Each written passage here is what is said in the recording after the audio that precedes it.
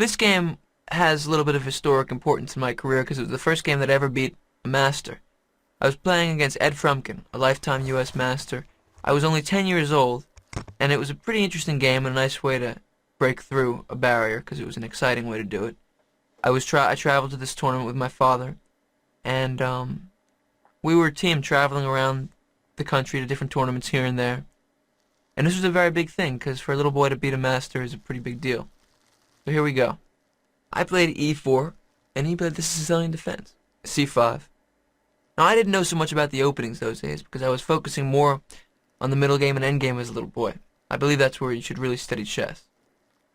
Studying the end game, you learn to have a feel for the pieces. You learn to understand chess, while the opening is more memorization. But at the same time, it's dangerous, and you have to learn how to figure out things that you don't know the answers to. And that's what I had to do in this game. I played knight f3, e6, d4, going for the center. C takes d4, knight takes d4. A normal configuration in the Sicilian defense. White has slightly more central control, a piece on d4 and a pawn on e4, but black has more flexibility. Black's plans are more diverse, and he's ready for a strong counterplay at any time. So I have more play immediately, but he has more potential play. Knight f6, knight c3, knight c6. And here I made a move which isn't very good. The key weakness in black's game is the d6 point, and for that reason the most normal move for me is knight d to b5, trying to sink a knight on d6. He would play pawn to d6 to defend the square. Now it's defended by the bishop and the queen. I can attack the pawn, so it's attacked 3 times. He attacks my bishop, and then I play bishop to g5. And now, the d5 square, a light square, is his weakness. I try to undermine that square and occupy it with a knight. This is a position that has been played many times. It's called the Pelican Sicilian, or the Sveshnikov Sicilian. Instead, I made the move bishop to e3. My opponent quickly responded by trying to undermine my center, bishop to b4. His threat is to take my e4 pawn. It's defended by my knight, but here we see the idea once again of the pinned piece. My knight is pinned to my king by his bishop. His threat is knight takes e4. I responded to the threat by defending it, f3. But my position here has the feeling of just barely hanging on. If I get my king out of the center, things will be okay. When your opponent's position is slightly off balance, like mine is here, you should always respond with strong central play. My opponent tried to bust open the center, d5, a good move. But here I used a pin of my own, bishop f1 to b5. Now here I have a threat, knight takes c6, b takes c6, bishop takes c6. The knight is attacked twice and defended only once. He defended it with bishop to d7. I saw that for the center to explode right now wouldn't be so good for me. If the center opens up right now, his pin on my knight on c3 might be difficult to handle. So I decided to close things up, and to eventually try to build up a kingside attack.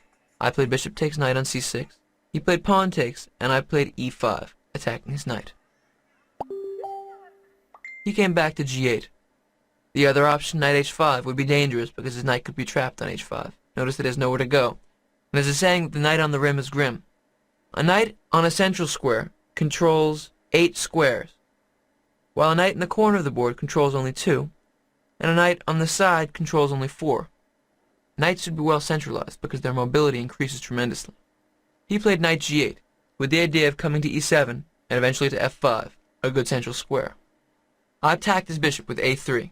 Here he played bishop to a5, and I started a plan of trying to exploit the dark squares. I played b2 to b4. He brought his bishop back to c7, attacking my pawn on e5. Remember, always ask yourself after your opponent makes a move, what is my opponent's threat? His threat is my e5 pawn, so I defended it with f3 to f4. But here white has one more plan. If you notice, the dark squares in black's position are very weak. I want to occupy the c5 and d4 squares with knights. I already have a knight very solidly on d4, and soon you'll notice that I have my knight that's on c3 on c5. Whenever your opponent has holes in his position, and what I mean by holes in his position are squares that are deep inside his camp that no pawns can defend, you should try to occupy them with pieces, and maintain the occupation. After f4, he played knight to e7, and I began my plan of exploiting his dark squares. Now I could have castled, but instead I chose to immediately occupy the dark squares. Knight a4. We already know what my plan is. A strong positional bind. He castled, and I played knight c5. He played a5. His plan is to try to undermine my queenside. I make my b4 point more solid, c3. Notice that I've delayed castling in this game. I'm not castling so quickly because I'm securing my structure first. It's often good to castle, but sometimes it's good to take care of other matters first. Mechanical moves in chess are usually mistakes. Don't castle without thinking. Sometimes you can improve your position, make a necessary move before making a useful move. But it's also very dangerous to delay castling. Make sure your king is safe. Right now he has no way of attacking my king, so there's not much problem. He played knight c8. He sees that I have a weakness in my position too, the c4 square. His plan is knight b6 followed by knight c4. Now I castled. He played knight b6, and I began my attack with queen g4. When your opponent makes a move, you should think about what his plan is, and then think about if his plan is very good, or if there's anything for you to do about it.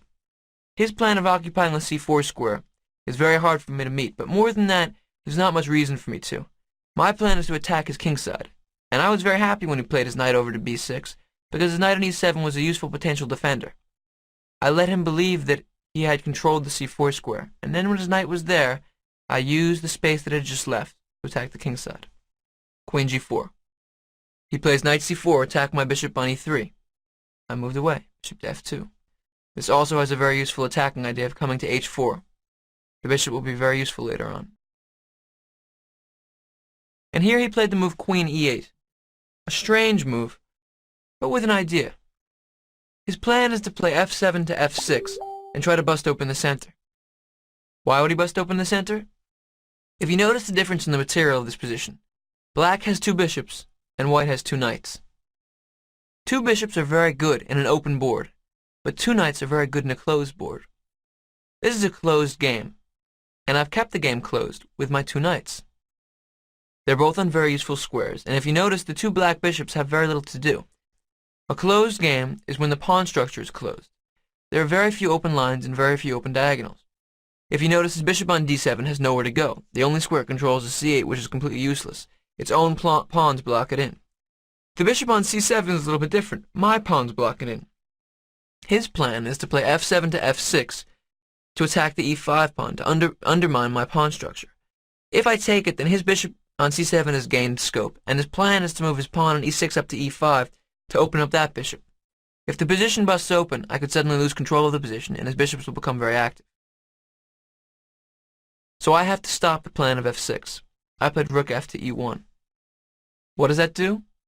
Now if he plays f6, the e6 pawn becomes very weak. I would take on f6, and after he takes back, I can take the pawn on e6. His e6 pawn has attacked 4 times and only defended 3 times. Calculate it out and you'll see that I won a pawn. Also, after knight d takes e6, I'm threatening queen takes g7 mate. He can't play f6. I stopped it. He played bishop d7 back to c8. The point is that he has very little to do. I've stopped his plan.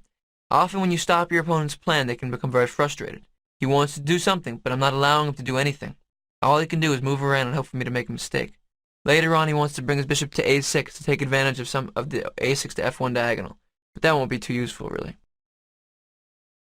I play bishop h4. What's my threat? I want to use the idea of the pinned defender. Bishop f6, attacking the g7 pawn. He can't take my bishop because I'll take his king with my queen. He has to play g6, and now we see that his dark squares are even weaker. I play queen g5, followed by queen h6, and queen g7 mate. There's no way to stop the checkmate. It's all over. He stopped the mate by playing king h8. I want you to notice that much of the rhythm of chess has to do with a threat and stopping that threat. I play something with an idea, and he stops my idea. Or he has an idea, no matter how abstract, and I'm aware of it, and I prevent it. That's the nature of prophylactic play in chess, and it's the heart of high-level chess. So always when your opponent makes a move, the first question you should ask is, what is his idea with that move? And then, after you see the idea, you can prevent it if it's a good idea. And if it's not a good idea, you'll know what he did, what he made his move for, and move along with your life without paying attention to it. But always ask yourself the question, what was his idea?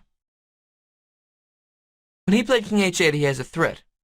He wants to take my pawn on b4. If I take back with my c pawn, he'll take my a3 pawn and win a pawn. It's attacked twice and defended once. If I take back with the a pawn, he has the option of trading rooks along the a file. It may not seem like such a big deal, But remember the principle. When you have a spatial advantage, when you have a positional advantage, you don't want to trade down. I want to keep every advantage I have in the position.